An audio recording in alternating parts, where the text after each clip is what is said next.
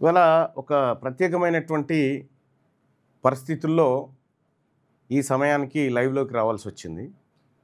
So దానికి కారణం ఏంటంటే బీసీ ఉద్యమం పైన ఆంధ్రజ్యోతి రాధాకృష్ణ ఆంధ్రజ్యోతి పత్రిక చేస్తున్నటువంటి కుట్ర మామూలు కుట్ర కాదు. ఈ తెలంగాణ రాష్ట్రంలో బీసీలు అధికారంలోకి వస్తే నెక్స్ట్ ఆ ఎఫెక్టు ఏపీలో పడుతుందనేటువంటి కుట్రలు కుతంత్రాలతోటి ఆంధ్రజ్యోతి పత్రిక వేమూరి రాధాకృష్ణ కమ్మ సామాజిక వర్గం మీ అందరికీ తెలుసు. అతను రాస్తున్నటువంటి రాతలు తెలంగాణ రాష్ట్రంలో ఉన్నటువంటి బీసీ సమాజాన్ని అవమానించే విధంగా ఉన్నాయి.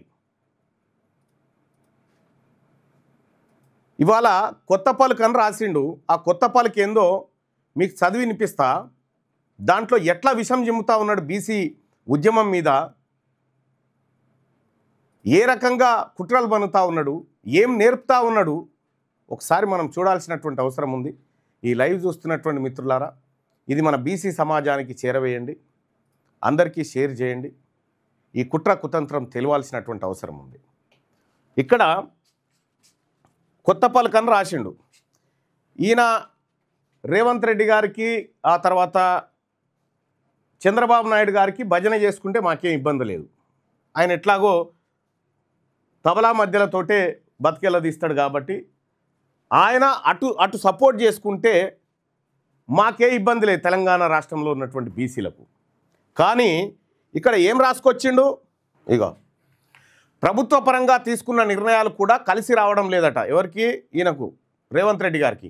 బీసీలకు స్థానిక సంస్థల్లో రిజర్వేషన్లు 42% పెంచాలన్న నిర్ణయం ఈ కోవలోకే వస్తుందట. ముందు వెనక ఆలోచించకుండా చట్టపరమైన చిక్కులు లోతుగా అధ్యయనం చేయకుండా ఈ నిర్ణయం తీసుకోవడం ఉభయ భ్రష్టత్వం ప్రాప్తించింది.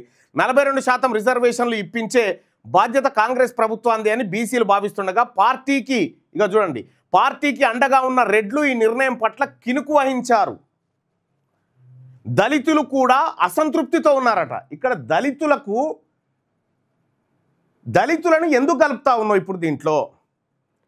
తెలంగాణ రాష్ట్రంలో బీసీ ఉద్యమం జరుగుతూ ఉంటే మందకృష్ణ మాదిగ గారు, ఆయనను మించిన దళిత ఉద్యమ నాయకుడు అయితే లేడు.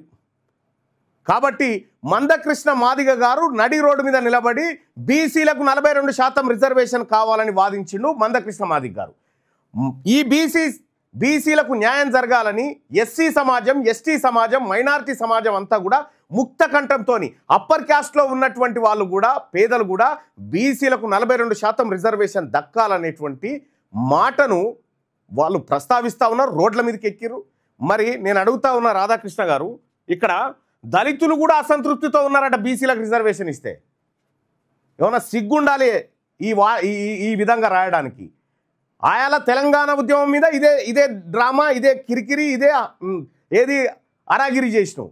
మళ్ళీ ఇవాళ బీసీ ఉద్యమం మీద కూడా చేస్తుంది ఇదే.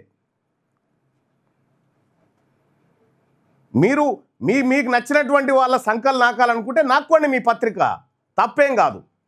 ఎందుకంటే మీకు అది అలవాటు కాబట్టి దాన్ని ఎవడు కాదనలేడు. కానీ ఇవాళ బీసీ ఉద్యమాన్ని కించపరిచే విధంగా, ఇవాళ బీసీ ఉద్యమాన్ని నీరుగార్చే విధంగా తెలంగాణ రాష్ట్రంలో దళితులు అసంతృప్తితో ఉన్నారటనయా. రెడ్లు ఈ నిర్ణయం పట్ల